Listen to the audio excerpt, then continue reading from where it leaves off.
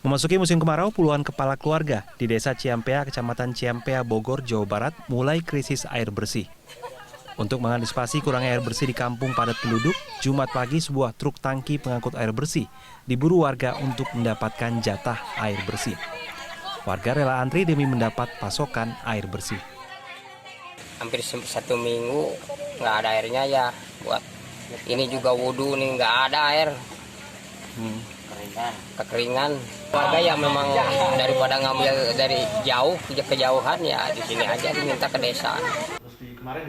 Berdasarkan pantauan dari Badan Meteorologi, Klimatologi, dan Geofisika atau BMKG Stasiun Bandung, bulan Agustus merupakan puncak dari musim kemarau tahun ini. BMKG memprediksi musim kemarau akan berlangsung hingga Oktober mendatang. Meskipun periode musim kemarau tahun ini lebih pendek jika dibandingkan dengan tahun sebelumnya, namun BMKG tetap memperingatkan adanya potensi kekeringan di sejumlah daerah di Jawa Barat. Memang kita juga perlu mengantisipasi di bulan Agustus ini, di puncak musim kemarau tadi, ada beberapa hal yang perlu menjadi perhatian. Yang pertama yaitu adanya potensi kebakaran lahan maupun pemukiman yang meningkat, kemudian juga ada potensi kesulitan air bersih di beberapa daerah, terutama di Pantura dan juga di beberapa wilayah Jawa Barat.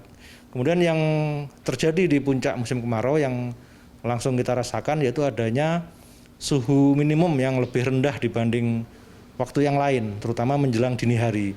Tercatat di minggu ini di wilayah Bandung suhu udara minimumnya adalah 16 derajat Celcius di dini hari. Itu di perkotaan. Kalau semakin tinggi tempatnya seperti di wilayah Lembang dan juga wilayah yang lebih tinggi, tentu suhunya lebih rendah. Untuk mengantisipasi bencana kekeringan dari kebakaran lahan yang biasa terjadi di musim kemarau, BPBD Jawa Barat telah menyiapkan sejumlah langkah.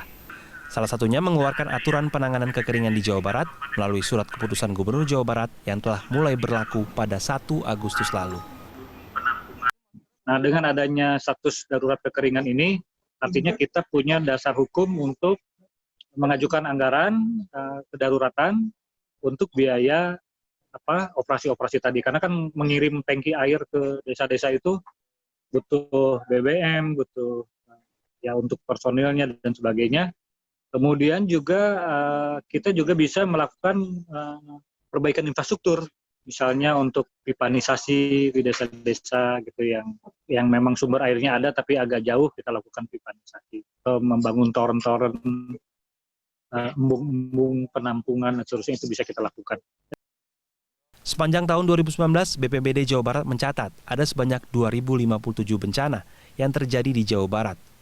Dari jumlah tersebut, tanah longsor menempati posisi pertama jumlah kejadian bencana di Jawa Barat, yaitu sebanyak 625, diikuti oleh kebakaran lahan sebanyak 389 kasus. Sementara itu jumlah lahan yang mengalami kekeringan di Jawa Barat pada tahun 2019 berjumlah sekitar 20.000 hektar yang berdampak kepada 166.000 kepala keluarga.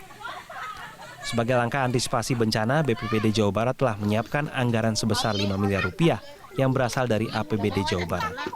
Tim Liputan, CNN Indonesia, Bandung, Jawa Barat.